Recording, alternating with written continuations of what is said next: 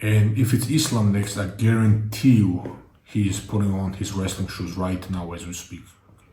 UFC 300, what an absolutely monumental event on paper and how it delivered. It was crazy. I don't think I have been ever screaming like I was during the Max Holloway, Justin Gaethje ending, or certain different parts as well. I will start by discussing that fight. I mean, man, Max Holloway probably shocked everybody. I don't know if anybody who understands anything about MMA really truly expected that to happen. Maybe you had Max Holloway winning, but to say that you knew this would happen, I mean, probably, unless you provide some serious proof and you have some serious track record to back it as well, that you usually get those things right, I don't think anybody actually saw this happening. Especially given the wave that Justin Gaethje was on and how he was looking against some of the best strikers in the UFC and some of the best and most highly skilled fighters like Dustin Poirier and before that Rafael Fiziev. He was just unbelievable. And we all thought that maybe Max Holloway is slowing down. Okay, maybe he's getting a bit older, maybe the mileage is piling up, especially after the Volkanovski fights, after the third Volkanovski fight. And this is why I call this video that Volkanovski was a glitch in the system. Obviously, Max Holloway got better, but usually you don't see that, okay? Mostly after a beatdown that Max Holloway received in the third fight against Volkanovski, you regress. Usually it's downhill from there. He did beat several contenders and he did spoil a lot of parties and did ruin a lot of contenders for Volkanovski after that. But we maybe have dismissed those guys as not being that good, okay? But now we know that Max Holloway is just an insane beast. And this is why also I never truly came to terms with the fact that he lost the trilogy against Volkanovski, especially 3-0, even though you may argue that, okay, he may have won the second fight, but again, officially he lost. And that's definitely something that can be argued. So officially he's 0-3 against Volkanovski, and that's something that I truly, fully didn't understand. And I guess this is why. And that leads us to another topic, him against Ilia Topuria. He called Ilia and Islam Makhachev out, both of them. Again, that's a tough fight. That's a tough fight, especially for Ilia. Okay, you know how high I am on Ilia for many reasons. And I'm not saying he will lose to Max Holloway. I'm not making any predictions right now anyway, but that's a tough fight. Okay, that's a tough fight for any 145-pounder.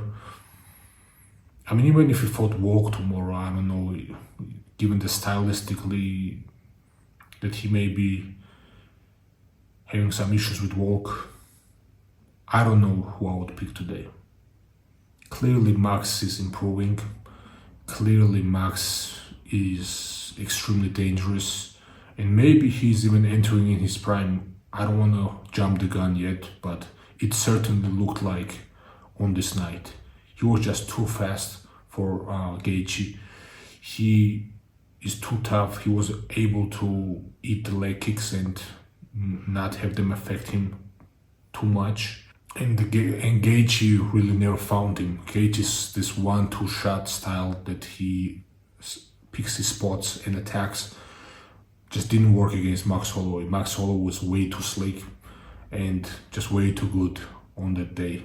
But another issue that he created right now for the UFC and for the overall picture is the fact that he just beat probably the #1 contender. Okay, even if Gaethje was not next in line because of the technicality, because he was busy and Islam Makhachev wants to fight sooner than Gaethje would have been able to.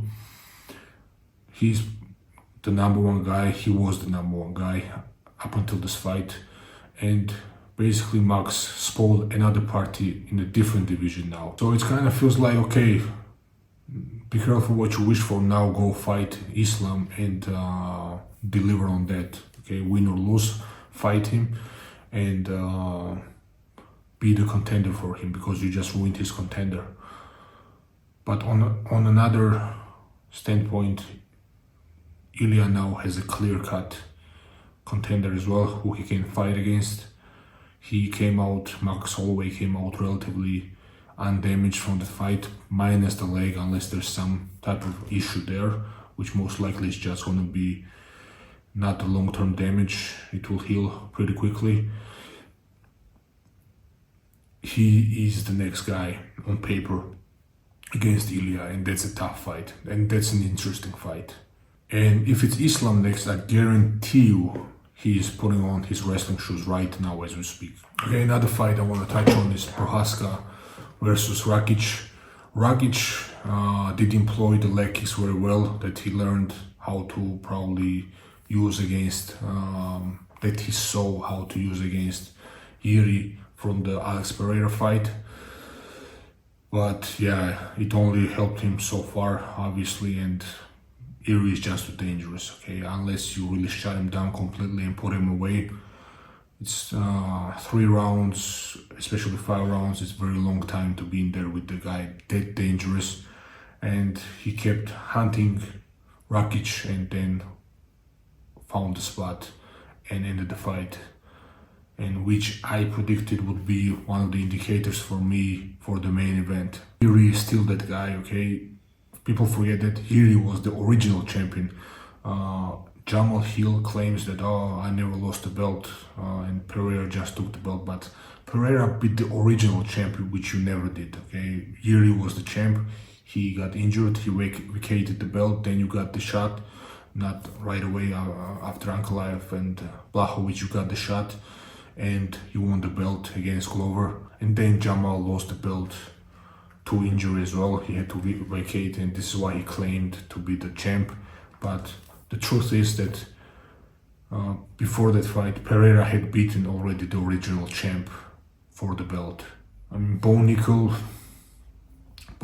is a classic case when the expectation is so high, unless you kill the guy in 5 seconds, okay, 10 seconds, whatever, it's never going to be good enough. So, I mean, he clearly went in there, he dominated, he didn't look in danger at any moment, so he did what he was supposed to do, so I'm not going to get into that fight too much. Okay, another fight, Oliveira versus Tsarukyan. Okay, this is one of the things that I usually wanted to discuss in general that Jiu-Jitsu has. And the problem is that even though Jiu-Jitsu is still very effective and we see submissions all around, and it's not only submissions, I mean even the control on the ground is mostly Jiu-Jitsu, and it is quite important, and it was also pointed out in this fight as well why you need to be very well versed in Jiu-Jitsu. Jiu-Jitsu was originally never created for like 5 minutes or 3 5-minute rounds. I mean 5 minutes rounds in this case would have been much better for this type of a fight, but this round system, especially 5-minute round system, is usually not great for Jiu-Jitsu because you need time to work, you need time to set up, especially if you're working from the bottom. Besides the damage you might be taking, there is also aspect where you're losing the fight as long as you're on the ground, unless you're putting the guy in crazy danger, which oftentimes even doesn't result in the one round as well. Some judges will still favor the guy on top, which to me is crazy, but that's just the reality still. So what I mean by that, second round and the third rounds, basically Oliveira finished with locked in submissions, okay? Especially the second round looked pretty tight, like it was arm triangle, not arm triangle, sorry, the armbar triangle combination that he was going for. Again, nobody knows if he would have finished or not, but this is something we had seen in other fights as well with other guys with great submissions, okay, or girls like Mackenzie Dern. We have seen that with in a very dominant position that gets taken away, or even a locked-in submission that gets taken away. And we'll also discuss that in another fight. We had the same example. So it was a close fight. By the rules set, probably the second and the third round correctly went to Arman, but it was a very close fight, and I believe that in the second round, Oliveira made a bit of a tactical error, that he stuck on his back too much, took damage, and also lost the round because of that. Maybe he should have tried to get up or create some type of a off-balancing situation which allowed him to attack or even get up from that. Especially he was close to his cage and he didn't try to wall walk or any of that stuff. He felt comfortable on his back. He did take damage later on, but again, it's one of those things, you are comfortable until you are not comfortable. And even though he was not finished in that position, he lost the round clearly, the second round. That fight kind of shows me that Arman is not ready for Islam Makhachev. I don't see him beating Islam. Again, anything can happen, crazy things have happened. To go back to Gaethje Holloway fight, I mean, that kick landing on the same exact perfect spot on the nose and breaking nose, that spinning back kick that was really probably mostly designed to hit the body, and Gaethje's face being exactly on the spot, having to get his nose broken. I mean, that's a crazy thing in itself. This is why I said that anything can happen. How much did that affect the fight? Probably it affected the fight. I mean, if you imagine you go into the fight with a broken nose, even though the Max did win the first round, there was a little bit of promise, in my opinion, for Gaethje in some aspects, but the broken nose, maybe eye pokes also played in, but I don't want to take away from Max's masterful performance. But this is why I say in MMA a lot of variables are present and a lot of things can happen, okay? And a lot of those things can involve accidents or crazy landed punches or kicks that was probably not expected or plausible, but they happen. So let's move on to the next fight. We initially discussed Gaethje versus Holloway, so I'm not gonna get into that. But the next fight, the co-main event between Xiaonan and champion Zhang Weili. This was another fight, okay? A lot of respect to Xiaonan for fighting through a lot of those adversity that she had to endure. But the reality is that she was put to sleep in the first round. And I understand that maybe being put out by a choke is not as severe for the body and for the brain as a knockout or being put out by a knockout, but there's no way that somebody in that state, okay, would have been allowed to continue after after punches. Okay, let's see if punches cause the same thing. There's no way that Xiaonan would have been allowed to continue to fight. But in this case, she was clearly out. I mean, we can go back to Ricky Simon versus Merab Royal, where Merab was not out. Okay, it was just the fight ended and he just stayed on his back, and I feel like he was mostly within his senses, and they called the fight. Okay, the third round. Okay, well, the fight was over at that moment anyway, and this one was after the first round, locked in rear neck choke, which again we go back to the being saved by the bell pretty much, that they have to release you from the fully locked rear neck choke even if you are not out. But in this case, she was out. Okay, unless you are like completely in the shadow realm, you oftentimes come back pretty fast. Okay, especially if you are in good shape. Even after knockouts, you see guys pop right back up many times, more often than not. And after that, Xiaonan had her moments and had her comeback, but Zhang Weili proved why she's the champ, and gritted out the win, and she still dominantly won. And it's very hard to do after two moments where you almost finished the fight, and one of those moments you probably should have been declared the winner because she was out, in my opinion at least, and even the commentary team agreed on that. It's very hard to come back from that and switch to a different fight. And that shows the true championship mentality, and this is why she's the champ, and this is why she regained the championship after losing the championship, which is also very hard to do in this day and age. The main event, it's sweet dreams for sweet dreams. I mean, Poatan, man, that guy is a beast. Okay, I mean, nobody's unbeatable, but that guy is a beast. You don't want to stand with that guy. I mean, it's what he has been able to do and accomplish in this short period of time in the UFC. It's insane. I mean, two-weight division champion, and now he wants to move up to the heavyweight and fight for the third belt. Again, who am I to say that he shouldn't do that? But probably I would like him to fight maybe Ankalaev next. That would be an interesting fight.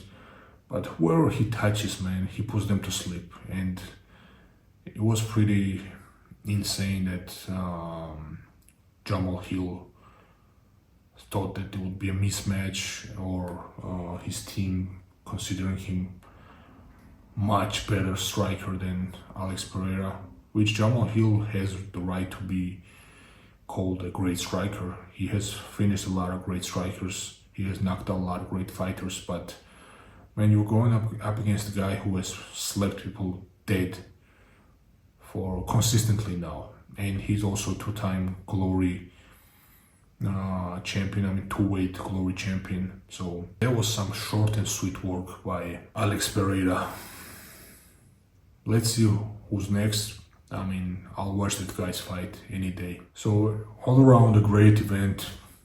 Let me know your thoughts in the comments. Let me know your thoughts about my pre-fight breakdowns and predictions, and also my post-fight analysis, where you agree, where you disagree, and a lot of things came out of this event. And again, I think what Max Holloway did in general, in totality, in this fight and on this event,